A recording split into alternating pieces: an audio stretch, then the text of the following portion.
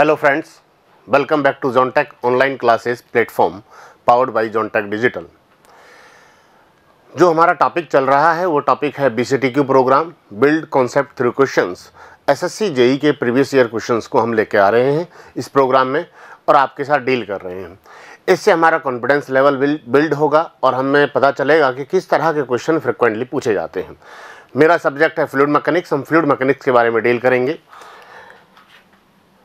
आज के जो वीडियो में हम क्वेश्चंस का सेट लेंगे वो क्वेश्चंस का सेट होगा previous year SSC JEE 2019 held on 30 अक्टूबर 2019, मतलब 2019 में जो SSC JEE का एग्ज़ाम था जो 30 अक्टूबर को हुआ था उसका, और ये था 11 दिसंबर ऑफ 2020। ये 2019 का पेपर था जो 2020 में हुआ था वो, और ये भी 28 अक्टूबर 2020 को हेल्ड हुआ है और 2019 का ही पेपर है। मतलब मैं 2019 के SSC JEE के प्रीवियस ईयर के क्वेश्चंस को यहाँ पर डील कर रहा हूँ। 3 पेपर में, 3 पेपर्स में कितने क्वेश्चन पूछे गए हैं उन सभी क्वेश्चंस को मैं यहाँ पर डील करूँगा। ठीक है जी। पहला क्वेश्चन है मेरे पास, the power transmission through a pipe carrying pipe power transmission through a water carrying pipe is maximum when ignore the minor losses. इन्होंने माइनर लॉसेस को इग्नोर किया है, क्योंकि हम जानते हैं ये पूछ रहा है power transmission through the pipe. Power transmission through pipe, किसी पाइप से पावर ट्रांसमिशन की वैल्यू पूछ रहा है। हम जानते हैं कि the maximum power transmission through the pipe, maximum power transmission through the pipe कितना होता था। हमने कहा जो मैक्सिमम पावर ट्रांसमिशन था, power output maximum power output हमारे पास था, दिस इज द 2H/3 और 66.66%। इसको इस वे में भी ये पूछ सकता है 66.66%। और इस समय जो हेड लॉस हुआ करते थे, जो हेड लॉसेस की जो वैल्यू होती है वो होती है H/3 और 33.33%। जो यहाँ से इस टॉपिक से जो पूछे जाने वाला ऑब्जेक्टिव क्वेश्चन है वो यही है कि मैक्सिमम पावर ट्रांसमिशन 66% होता है और हेड लॉस की वैल्यू 1/3, मतलब टोटल हेड का थर्ड पार्ट होता है या फिर 33.33% होता है। अब मैं ऑप्शंस को यहाँ पर डील करूँगा, देखते हैं क्या हो। Head loss due to friction is 1/3 of the total head is applied. हमने कहा बिल्कुल सही बात है, ऑप्शन पहला ही ठीक हो गया। दूसरा ऑप्शन बोल रहा है the head loss due to friction is equal to the head loss, head applied, बिल्कुल नहीं। The head loss due to friction is half, नहीं। Head loss due to friction is twice, नहीं।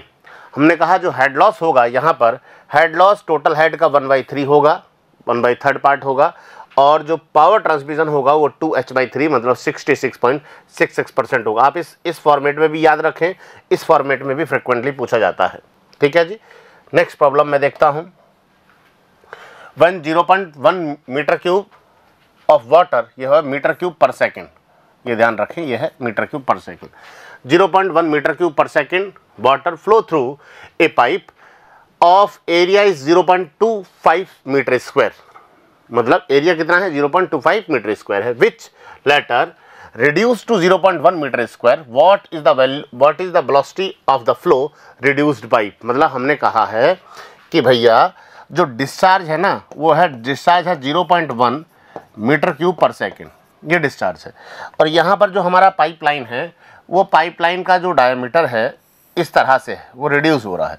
यहाँ पर ये सेक्शन 1 हो गया, ये सेक्शन 1 हो गया, इसको मैंने 1 सेक्शन बोला, इसको मैंने 2 सेक्शन बोला। जो 1 सेक्शन का जो डायमीटर है वो है 0.25 मीटर स्क्वायर एरिया है, एरिया दे रखा है 0.25 मीटर स्क्वायर एरिया दे रखा है। और इस पॉइंट का जो इन्होंने एरिया है वो कम हो गया, वो हो गया 0.1 मीटर स्क्वायर, ये हो गया A2 और ये हो गया एरिया A1। ठीक है जी। इस पॉइंट पर वेलोसिटी कुछ ना कुछ वेलोसिटी होगी। What is the velocity of reduced pipe, मतलब B2 इन्होंने पूछा है, ये वेलोसिटी पूछा है। चूँकि हम जानते हैं, ध्यान से देखिए इस प्रकार के क्वेश्चंस को किस तरह से करना है। हमने कहा कि यहाँ पर कंटिन्यूटी इक्वेशन लगा दीजिए। अगर यहाँ वेलोसिटी गिवन होती थी इन दोनों पॉइंट्स पर लगा देते। हमने कहा कंटिन्यूटी इक्वेशन क्या होता है, discharge is equal to A1B1 is equal to A2V2। तो मैं इसको उठा लूँ, discharge is equal to A2 V2, यही होगा ना, discharge is equal to A2 V2। तो यहाँ पर क्या हो, डिस्चार्ज क्या है 0.1, एरिया कितना है 0.1, वेलोसिटी इन्होंने पूछा है, V2 is equal to 0.1 upon 0.1 is equal to 1 metre पर सेकेंड, मीटर पर सेकेंड। ये हमारे पास ऑप्शन है क्या, ये रहा, सी ऑप्शन इज करेक्ट। हमने, इन्होंने क्या कहा है, डिस्चार्ज दिया है और एरिया रिड्यूस हो रहा है उसको दिया है, वो हमने लिया है। बस यहाँ पर कंटिन्यूटी इक्वेशन लगाकर discharge is equal to area into velocity, हमारे पास वेलोसिटी V2 की आ गई। नेक्स्ट प्रॉब्लम मैं देख रहा हूँ। नेक्स्ट प्रॉब्लम क्या है, द डाइवर्जिंग सेक्शन, इसको मैं थोड़ा सा बड़ा कर देता हूँ जिससे कि आपको दिखने में आसानी रहेगी। ये the divergent cone angle in venturimeter is generally kept lesser than the convergent cone angle। इन्होंने क्या कहा है, the divergent cone angle in venturimeter में जो डाइवर्जेंट कोन एंगल है is generally kept lesser than the convergent cone angle, जो converge हो रहा है उससे ये ज़्यादा होता है, थोड़ी क्या होता है, जनरली क्या होता है, कम होता है। कितना कम होता है, देखो वेंचुरीमीटर का मैं बना दूँ फिगर, ये हमारे पास क्या है, वेंचुरीमीटर है, ध्यान से समझना। मैं वेंचुरीमीटर बना रहा हूँ, पहले इसको समझें क्वेश्चन क्या बोला है। ये बोल रहा है जो ये वाला एंगल है ना, इसको हमने बोला कन्वर्जेंट एंगल और इसको हमने बोला डाइवर्जेंट एंगल। इस एंगल का वैल्यू होता है 20 से 28 डिग्री के बीच में और ये एंगल होता है 5 से 7 डिग्री के बीच में। इन्होंने कहा है क्यों कम होता है, क्यों कम होता है। इसको मैंने 2 पॉइंट बोला, इसको मैंने 1 पॉइंट बोला। हमने कहा ये तो है डाइवर्जेंट लेंथ और ये तो है कन्वर्जेंट लेंथ और ये है डाइवर्जेंट, ये है कन्वर्जेंट पार्ट, ये क्या है कन्वर्जेंट पार्ट और ये है डाइवर्जेंट पार्ट। क्या है जी, डाइवर्जेंट पार्ट। ठीक है सर, ये कन्वर्जेंट पार्ट है और ये डाइवर्जेंट पार्ट। कन्वर्जेंट पार्ट की लंबाई डाइवर्जेंट पार्ट से कम होती है। कम होने का कारण होता है फ्लो सेपरेशन। अगर लंबाई कम है तो इसका एंगल की वैल्यू भी कम हो जाएगी। यहां पर एंगल कम होने का कारण होता है फ्लो सेपरेशन। क्या होता है, फ्लो सेपरेशन। हमने कहा कितनी ज्यादा होती है इसकी जो लंबाई है डाइवर्जेंट पार्ट की लंबाई, ये 3 से 4 गुना ज्यादा होती है, 3 से 4 गुना of convergent length, of convergent length. जो कन्वर्जेंट लेंथ है उससे 3 से 4 गुना होती है, जिससे कि फ्लो सेपरेशन को रोक दिया जाए। अब ये फ्लो सेपरेशन क्या होता है, किस तरह से रुकता है उसको समझें आप। जैसे ये मेरे पास कोई सेक्शन है, ये सेक्शन है, इस सेक्शन में फ्लो हो रहा है, ध्यान से समझना। मैं बेसिक कॉन्सेप्ट समझा रहा हूँ, बहुत डिटेल में मैं जाऊँगा नहीं, मैं सिंपल फॉर्मेट में हम समझने की कोशिश करेंगे। इस पॉइंट पर एरिया A1 है, वेलोसिटी V1 है। इस पॉइंट पर एरिया A2 है, वेलोसिटी V2 है। ठीक है जी। इस पॉइंट पर एरिया क्या हो गया A1, इस पॉइंट पर एरिया क्या हो गया A1। यहां से मैं अगर वेलोसिटी, अगर मैं फ्लो करना स्टार्ट करूं, ध्यान से समझना, यहां से मैं अगर फ्लो करना स्टार्ट करूं, क्या इस दीवार को कभी छोड़कर फ्लो होगा? हमने कहा बिल्कुल नहीं होगा, हमेशा इस दीवार से टच होकर फ्लो होगा। तो ये होता है हमारे पास फ्लो सेपरेट नहीं होना, मतलब दीवार को छोड़कर फ्लो नहीं होना, उसको फ्लो सेपरेशन नहीं बोलते। मतलब दीवार से टच होकर फ्लो हो रहा है वो सिंपल फ्लो है। अगर दीवार को छोड़ देता है तो वो क्या होता है, फ्लो सेपरेट हो जाता है। तो यहां पर कभी फ्लो सेपरेट नहीं होगा। ये हमारे लिए अच्छी कंडीशन है, ये हमारे लिए क्या है, अच्छी कंडीशन। इस कंडीशन में होगा क्या क्या, ध्यान से समझिए कि area A1 is greater than area A2, बिल्कुल। इसलिए velocity V2 is greater than velocity V1। इसलिए जिस पॉइंट पर वेलोसिटी कम होती है उस पॉइंट पर प्रेशर ज्यादा होता है। जानते हो ना, बर्नौली इक्वेशन से हमें प्रूफ किया हमने कि जिस पॉइंट पर वेलोसिटी कम होती है, मतलब इस पॉइंट पर एरिया ज्यादा है तो इस पॉइंट पर प्रेशर क्या हो जाएगा, ज्यादा। तो P2 pressure is greater than P1 pressure. तो इन दोनों के बीच का जो अंतर है P2 minus P1 is equal to, मैंने बोला dP।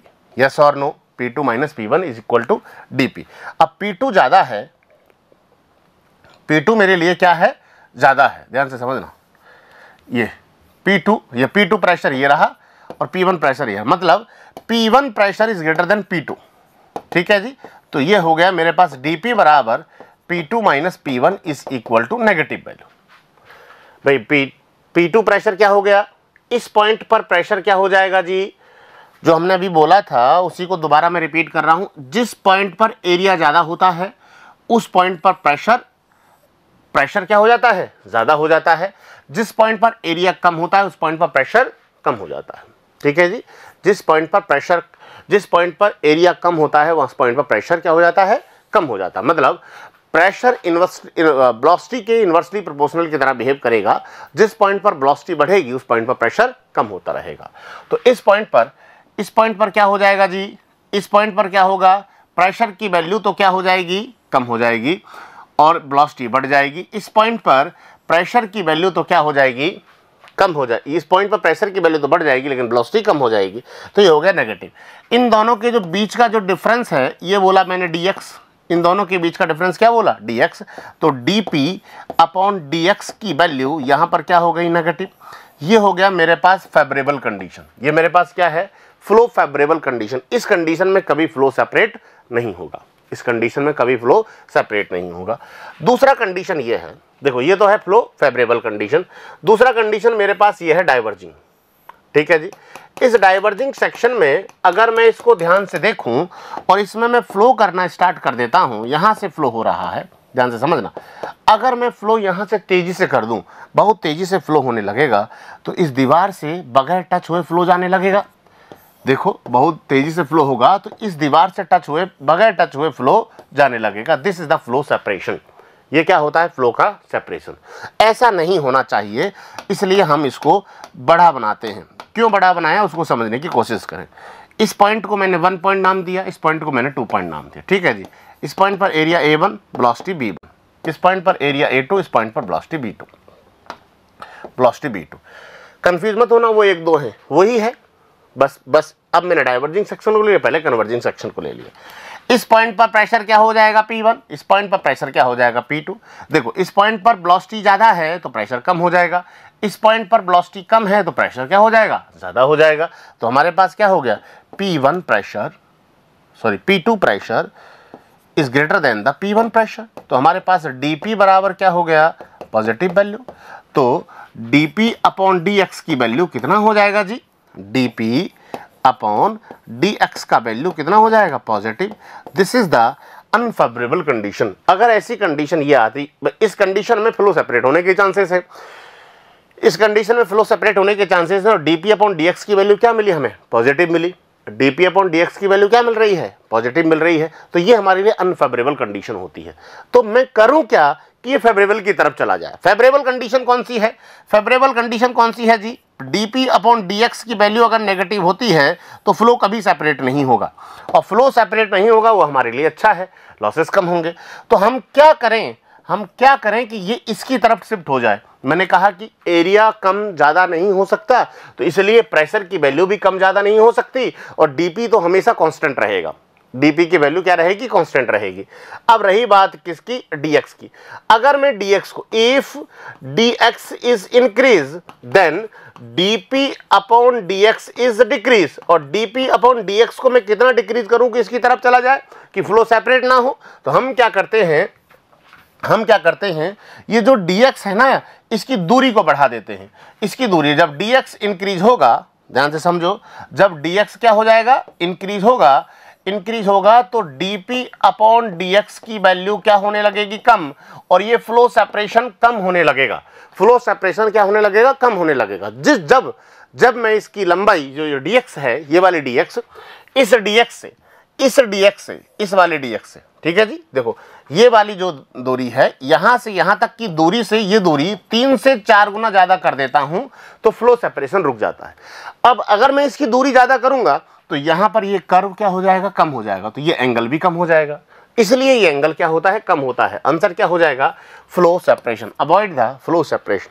फ्लो सेपरेशन को अवॉइड करने के लिए हम इसका जो एंगल है कन्वर्जेंट पार्ट का डाइवर्जेंट पार्ट से क्या करते हैं, ज्यादा रखते हैं। तो इन्होंने क्या बोला है, द एंगल डाइवर्जेंट पार्ट का एंगल कन्वर्जेंट पार्ट से कम क्यों होता है। ये डाइवर्जेंट पार्ट रहा, ये रहा कन्वर्जेंट पार्ट का एंगल। ठीक है जी।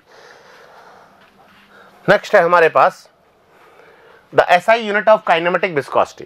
काइनेमेटिक विस्कोसिटी की एसआई यूनिट क्या होती है, SI unit of kinematic viscosity. ध्यान से देखें, काइनेमेटिक विस्कोसिटी की एसआई यूनिट होती है मीटर स्क्वायर पर सेकंड। क्या होती है, meter square per second. Answer is the D. और डायनेमिक विस्कोसिटी की क्या हो जाएगी, यहीं से देख लीजिए, डायनेमिक विस्कोसिटी की एसआई यूनिट क्या हो जाएगी, Newton per metre square into second या फिर pascal into second. Unit direct पूछ ली जाएगी। नेक्स्ट मैं देख रहा हूं problem, B is the center of buoyancy, G is the center of gravity, B1 is the new center of buoyancy। B1 क्या है, न्यू सेंटर ऑफ बायोन्सी। देखो ये क्या है, ये मैं आपको बता दूं, ये है B, ये है B1 और ये है G, ठीक है। B is the center of buoyancy, ठीक है। G is the center of gravity, B1 is the new center of buoyancy, मतलब इधर शिफ्ट हो गया है, इधर शिफ्ट हो गया है कोई, ठीक है जी। When the floating body is rotate about the angle theta, that angle is the theta. Rotate about angle theta, the location of meta center will be, location of meta center कहाँ होगी भाई। देखो इसको, इस B से हम क्या करेंगे, हम इस B से बायोन्सी फोर्स का लाइन ऑफ एक्शन को ऊपर गुजारेंगे, ये इस पॉइंट को जहां पर काटेगा उस पॉइंट पर मेटा सेंटर हो जाएगा। ये इस वर्टिकल एक्सिस को जहां पर काटेगी वो क्या हो जाएगा, मेटा सेंटर हो जाएगा। यही तो होता है मेटा सेंटर। हम क्या करते हैं कि भैया जो नया सेंटर बायोन्सी आया है उसको, उससे जो पॉइंट फोर्स है, मतलब बायोन्सी फोर्स का जो लाइन ऑफ एक्शन उसको ऊपर गुजारो, वो वर्टिकल एक्सिस को जिस पॉइंट पर काटेगा वो हमारे लिए क्या हो जाएगा, मेटा सेंटर हो जाएगा। तो हमारे पास क्या हुआ, इन बिटवीन बी एंड जी, बिल्कुल नहीं, at the point of intersection of axis of flotation of body passing through the B and G and vertical line passing through the B1। Answer is the that. हमने क्या कहा है, अगर मेरे पास नया centre of buoyancy आया है और इससे मैं बायोन्सी फोर्स का लाइन ऑफ एक्शन ऊपर की तरफ गुजारूं और ये जिस पॉइंट पर वर्टिकल एक्सिस को काटेगा उस बॉडी की वर्टिकल एक्सिस को काटेगा, वहां पर क्या मिलेगा, मुझे मेटा सेंटर मिलेगा। यही इन्होंने पूछा है। नेक्स्ट मैं देखना चाहता हूं, विच ऑफ द, इसको थोड़ा सा बड़ा कर दूं, which of the following is true for the flow of any fluid, real और ideal, laminar और turbulent। हमने कहा किसी भी प्रकार का फ्लो हो रहा हो, बताओ कौन सी कंडीशन ट्रू है। देखो, satisfied the equation of continuity, हमने कहा बिल्कुल सही। ये जब आपको इस तरह का क्वेश्चन आए तो आप जाओ कि फ्लो की पॉसिबल की कंडीशन में। कंटिन्यूटी इक्वेशन एकमात्र ऐसी इक्वेशन है जो ये दिखाएगी कि फ्लो इज पॉसिबल और नॉट। अगर कंटिन्यूटी इक्वेशन ही सेटिस्फाई नहीं होगा तो फ्लो पॉसिबल होगा ही नहीं। तो इनका बेसिक नीड है कंटिन्यूटी इक्वेशन का सेटिस्फिकेशन। तो हमारा आंसर क्या हो जाएगा, सेटिस्फाई द कंटिन्यूटी इक्वेशन। बाकी तो बाद में देखो, पहले कंटिन्यूटी इक्वेशन सेटिस्फाई है तो ही फ्लो पॉसिबल होता है। नेक्स्ट मैं देख रहा हूं कि head loss due to friction in circular pipe of diameter d under laminar flow is inversely proportional to. इस क्वेश्चन को ध्यान से समझें। इस क्वेश्चन में होता क्या है, मैं लेमिनार फ्लो की बात कर रहा हूं, हेड लॉसेस की हम बात कर रहे हैं। किसकी बात कर रहे हैं, हेड लॉसेस की हम बात कर रहे हैं सर, हम बात कर रहे हैं हेड लॉसेस की। थोड़ा सा ठीक है, हम हेड लॉसेस की बात करते हैं। इस क्वेश्चन में कंफ्यूजन होगा। क्या कंफ्यूजन होगा वो समझें। यहां से दो आपके आंसर बन सकते हैं, एक तो डी स्क्वायर और डी की पावर 4। अलग अलग तरीके से मैंने कहा H F is equal to F L B square upon 2GD। ठीक है जी, F L B square upon 2GD, मतलब head loss is inversely proportional to the D. अगर मैं यहां से देखूं, एफ की फंक्शनलिटी देखूं कि एफ क्या होता है, चूंकि हम जानते हैं एफ होता है 64 upon Reynolds number and Reynolds number is equal to rho b d upon mu, यही है ना। तो यहां से मेरे पास क्या निकल के आ गया कि f is the inversely proportional to the d. ये दिख रहा ना, f is the, Reynolds number को यहां पुट करूंगा, f is the inversely proportional to the D. अगर एफ इनवर्सली प्रोपोर्शनल डी है तो h F is inversely proportional to the d into d. भाई देखो, एक तो डी ये बैठा, एक डी इसके पास बैठा है, तो ये हो जाएगा h F is inversely proportional to the d square. तो आंसर मेरे पास डी स्क्वायर मैच कर गया। एक तो क्या मैच कर गया, डी स्क्वायर। दूसरा, कई जगह आपको आंसर इसके पावर मिलेगा डी की पावर 4, आंसर क्या मिलेगा, डी की पावर 4। डी की पावर 4 आंसर नहीं हो सकता है मेरे अकॉर्डिंग। क्यों? क्योंकि डी की पावर 4 आंसर क्यों कब होगा, जब हम जानते हैं head loss is equal to 32 mu u mean l upon laminar flow का ही है through circular pipe, l upon rho g d square. यही होता है फार्मूला, यही होता है ना laminar flow through circular pipe, यही फार्मूला आता है हेजल पोइजली इक्वेशन वही। यहां से अगर मैं बात करूं, चूंकि हम जानते हैं, ध्यान से समझना, चूंकि हम जानते हैं कि discharge is equal to area into velocity, और discharge is equal to area is the π/4 into D square into velocity, और velocity is equal to 4q upon pi D square, क्योंकि ये भी मीन वेलोसिटी है और ये भी मीन वेलोसिटी है। इसकी जगह मैं ये पुट कर दूं तो HF बराबर क्या हो जाएगा, 32 mu 4QL upon pi rho g d की पावर 4। तो हमारे पास यहां से क्या हो, HF is inversely proportional to the d की पावर 4। आंसर डी की पावर 4 हो सकता है अगर यहां से सोचे तो। लेकिन यहां से मैं क्यों आंसर नहीं करूंगा, क्यों आंसर नहीं होगा, क्योंकि ये तब ही होगा तब आपको डिस्चार्ज की वैल्यू कांस्टेंट हो भाई, तभी तो मैं यहां पर पुट करूंगा। अगर डिस्चार्ज कांस्टेंट नहीं है तो मैं इसको कैसे इनवर्सली प्रोपोर्शनल मान लूं भाई। जब डिस्चार्ज कांस्टेंट नहीं है, जब डिस्चार्ज की वैल्यू कांस्टेंट नहीं है तो इसको कांस्टेंट कैसे मान लेंगे हम, इसको कांस्टेंट नहीं मान सकते। कांस्टेंट नहीं मान सकते तो ये वेरिएबल रहेगा, ये वेरिएबल रहेगा। तो ये head loss is directly proportional to Q by d की पावर 4 हो जाएगा। अगर इन्होंने डिस्चार्ज को कांस्टेंट बोला है तो आंख बंद करके डी की पावर 4 आंसर होगा। लेकिन यहां पर इन्होंने डिस्चार्ज की कोई बात नहीं की है कि डिस्चार्ज कांस्टेंट है या नहीं है, इसलिए मैं आंसर क्या लगाऊंगा, डी की पावर 2। दोबारा समझ लीजिए कि इस क्वेश्चन में head loss due to friction in circular pipe of diameter d under the laminar flow is inversely proportional to. Inversely proportional क्या होगा, मेरे अकॉर्डिंग यहां से d की पावर क्या लिखा है मैंने 2, क्योंकि यहां से मैंने इन दोनों इस फॉर्मूले से निकाला है। इस फॉर्मूले को आपने आसानी से समझा है, ठीक है जी। अगर इससे आप निकालते हो d की पावर 4 आंसर करते हो तो q का कांस्टेंट होना जरूरी है, और q की वैल्यू इन्होंने नहीं दी, ना इन्होंने q के बारे में कुछ बताया है, तो मैं इसका आंसर d की पावर 2 लगाऊंगा। आंसर t की पावर 2 होना चाहिए जी। नेक्स्ट प्रॉब्लम क्या है, determine the specific weight of liquid having specific gravity 0.5, जिसका स्पेसिफिक ग्रेविटी दिया है आपको 0.85, specific gravity 0.85। Take the specific weight of water is that specific weight density of water into g is equal to newton per metre cube, 10,000 newton per metre cube. आपको निकालना है kilo newton per metre cube में specific weight इस liquid का। यहां से आपको क्या पता चलेगा कि G is equal two upon density of water. Density of water मैंने मतलब क्या हो गया, मीटर पर सेकंड स्क्वायर, ठीक है जी।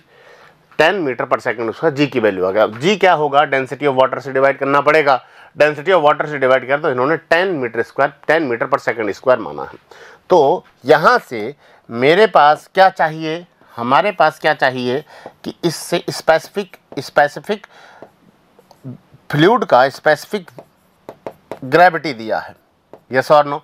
स्पेसिफिक ग्रेविटी ऑफ फ्लूइड बराबर density of fluid upon density of standard fluid, यही होता है जी, आपको आना चाहिए। तो density of fluid is equal to specific gravity 0.85 और ये कितना है 1000, तो 850 किलोग्राम पर मीटर क्यूब क्या आया आपका डेंसिटी आया इस फ्लूइड का। आपको चाहिए इस फ्लूइड का स्पेसिफिक वेट, तो specific weight of fluid density of fluid into gravitational acceleration of fluid. Density of fluid क्या है 850 इंटू 10, तो हमारे पास कितना होगा 8500 न्यूटन पर मीटर क्यूब। इन्होंने पूछा है kilo newton per metre cube, तो 8.5 kilo newton per metre cube आपका आंसर हो जाएगा। आंसर देखिए है क्या, हमारे पास आंसर है D, 8.5 kilo newton per metre cube, ये इन्होंने पूछा है। वैल्यूज़ दिए हैं, डेटा के अकॉर्डिंग चेंज किए हैं और आंसर निकाला है। नेक्स्ट प्रॉब्लम हम देखते हैं। What is the next problem. In the Bernoulli equation P upon gamma मतलब रो जी, B square upon 2g plus z equal to constant, जहाँ पर P is the intensity of pressure, G is the unit weight, V is the velocity of flow, G is the acceleration and Z is the elevation और मतलब datum head. Each the in the equation represent each terms in equation represent. देखो हमारे पास Bernoulli की अलग अलग form होती हैं। P upon rho जी जो पूछा है, b square upon 2g plus z equal to constant, ये होती है एनर्जी, क्या होती है, energy per unit weight form. आप तीनों फॉर्मों को याद कर लें, energy per unit weight, energy per unit volume, energy per unit mass. तो ये होती है एनर्जी पर यूनिट वेट। अब वेट का यूनिट, एनर्जी का यूनिट क्या होता है, जूल, एनर्जी का यूनिट क्या होता है, जूल, और पर वेट का मतलब क्या हो गया, न्यूटन। जूल पर न्यूटन मतलब हमें देखना है, एनर्जी न्यूटन इंटू मीटर, ये हो गया जूल पर न्यूटन वेट ऑफ फ्लूइड। हमने कहा बिल्कुल सही आंसर। ये केजी है, ये मास हो जाएगा, इनसे हमें कोई लेना देना है नहीं, तो आंसर हो जाएगा हमारा ए। तो ये दिखा रहा है एनर्जी पर यूनिट वेट, क्या दिखा रहा है, energy per unit weight form को दिखा रहा है। तो नेक्स्ट हम देखते हैं problem. What is the category of fluid? The category of fluid in which shear stress is linearly related to the velocity gradient is known as। shear stress linearly related होता है velocity gradient के, उसे हम बोलते हैं Newtonian fluid. according to Newton's law of viscosity this is the velocity gradient, yes or no, और rate of shear strain, यही होता है क्या, ये हमारे पास क्या होते हैं, न्यूटोनियन फ्लूइड, जो न्यूटन्स लॉ ऑफ विस्कोसिटी को मानते हैं। और न्यूटन्स लॉ ऑफ विस्कोसिटी को मानते हैं, उसमें शेयर स्ट्रेस डायरेक्टली प्रोपोर्शनल होता है वेलोसिटी ग्रेडियंट और D theta upon D T मतलब एंगुलर वेलोसिटी। ये होता है हमारे पास रेट ऑफ एंगुलर वेलोसिटी। मैं इसलिए लिख रहा हूं कि ये क्वेश्चन भी पूछ सकता है। और rate of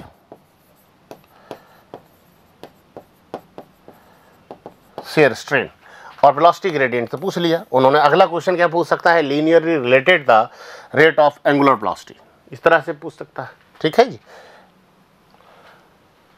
A common dimensionless parameter use in fluid mechanics is, fluid mechanics में डायमेंशनलेस पैरामीटर कौन सा है जो यूज किया जाता है? स्पेसिफिक वेट, हमने कहा यूज, ये डायमेंशनलेस नहीं है, इसका होता है Newton per metre cube. Kinematic viscosity, इसका यूनिट होता है meter square per second. Angular velocity radian पर second, and coefficient of discharge is unitless. Coefficient of discharge क्या होता है, यूनिटलेस है, मतलब ये डायमेंशनलेस भी है। तो कोफिशिएंट ऑफ डिस्चार्ज होगा हमारे लिए, कोफिशिएंट ऑफ डिस्चार्ज हमारे लिए क्या होता है, डायमेंशनलेस पैरामीटर, क्योंकि कोफिशिएंट ऑफ डिस्चार्ज होता है discharge actual upon discharge theoretical. तो डिस्चार्ज से डिस्चार्ज डिवाइड है, तो इसका डायमेंशन नहीं होगा। तो कोफिशिएंट ऑफ डिस्चार्ज को इन्होंने पूछा है। नेक्स्ट प्रॉब्लम हम देखते हैं। Bernoulli equation is valid for, Bernoulli equation is valid, हमने कहा Bernoulli equation is valid. Bernoulli की अजम्पशंस को आपको आना चाहिए। बर्नौली की अजम्पशंस कौन कौन सी होती हैं उनको हम समझें। देखो पहला अजम्पशन हमारे पास क्या था, flow is in streamline, flow streamline में होना चाहिए। दूसरा क्या है, होता है फ्लो इज स्टडी फ्लो होना चाहिए। तीसरा क्या होता है, फ्लो इज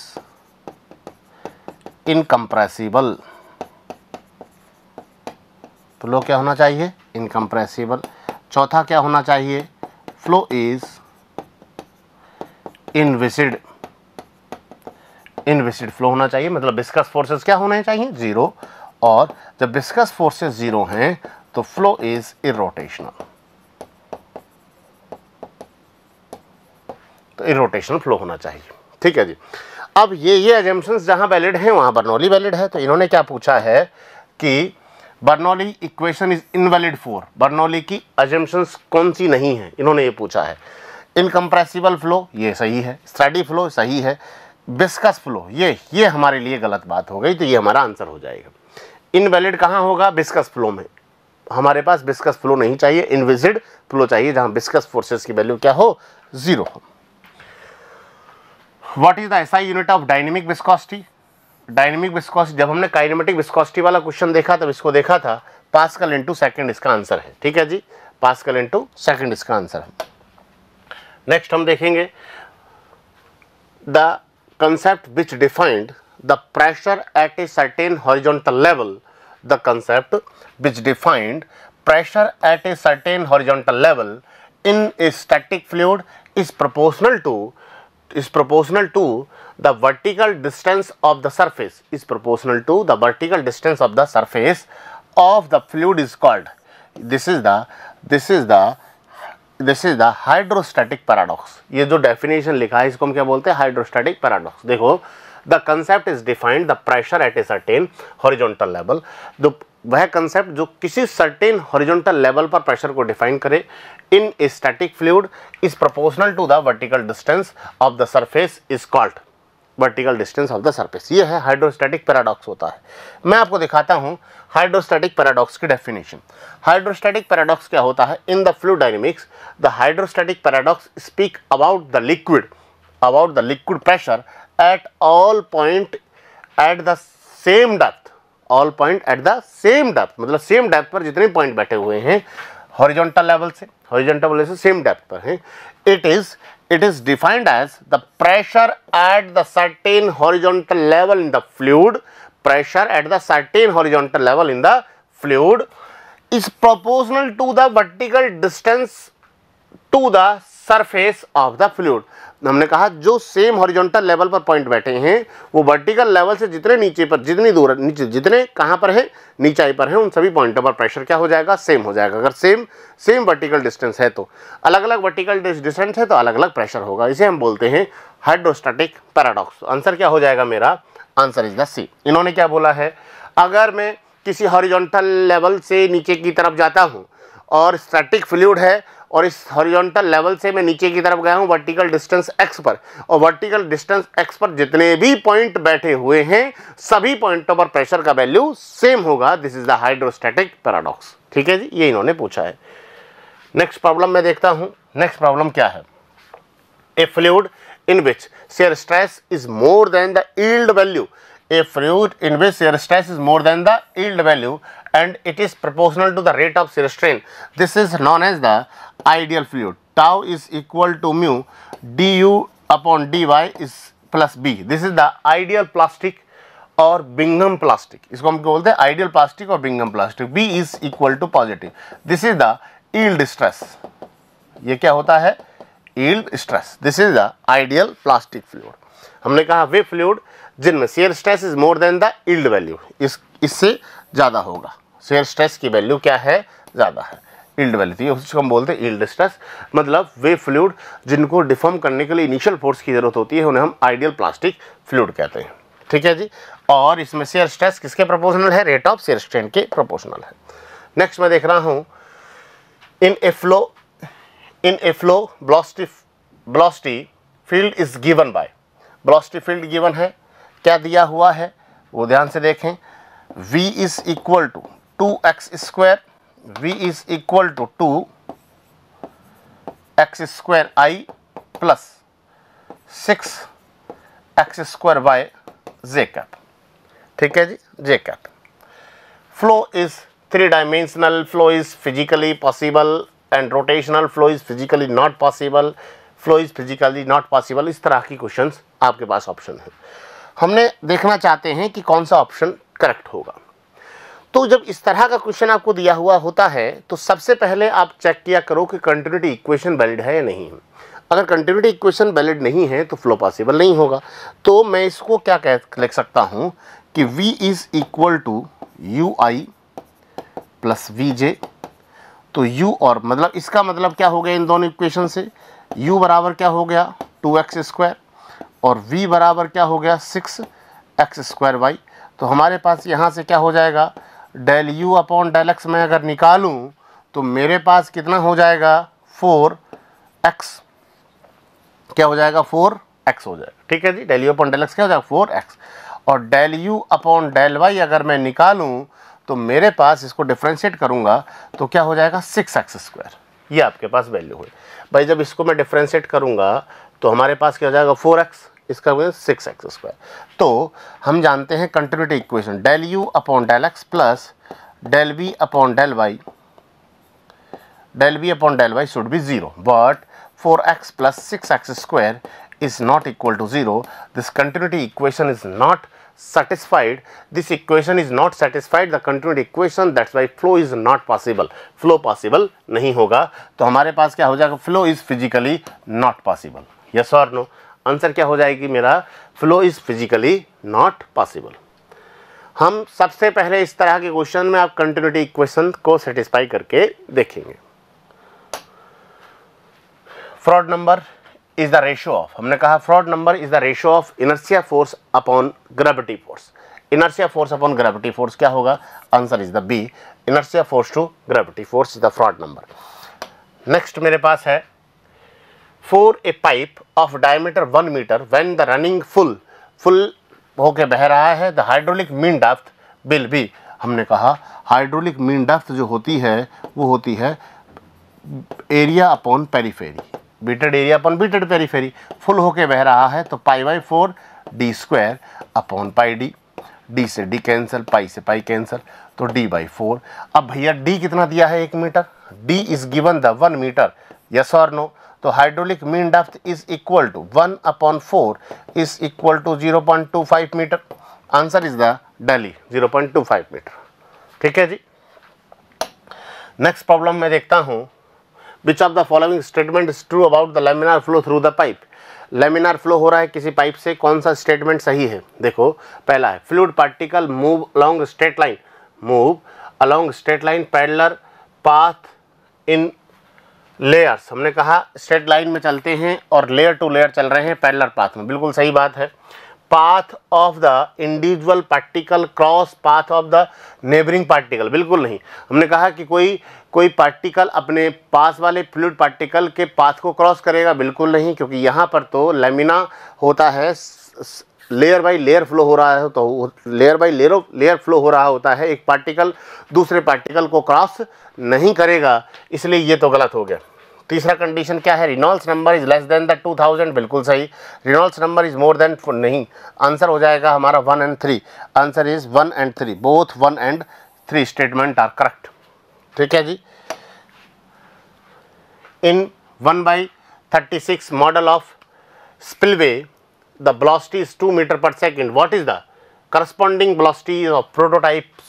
प्रोटोटाइप की वेलोसिटी कितनी होगी? देखो ध्यान से देखें, सॉल्यूशन में करता हूं। हम जानते हैं कि spillways are the example of Froude model law. Froude model law के एप्लीकेशन में हम यूज़ करते हैं। फ्रॉड मॉडल लॉ एप्लीकेबल यहाँ होता है according to Froude model law. इन्होंने दिया है मॉडल का, ये हमारे पास कितना दिया है 1 अनुपात, मतलब लेंथ रेशो जो दिया है इन्होंने 1/36, मतलब length of model upon length of prototype, length of prototype is 1/36, यही दिया है ना।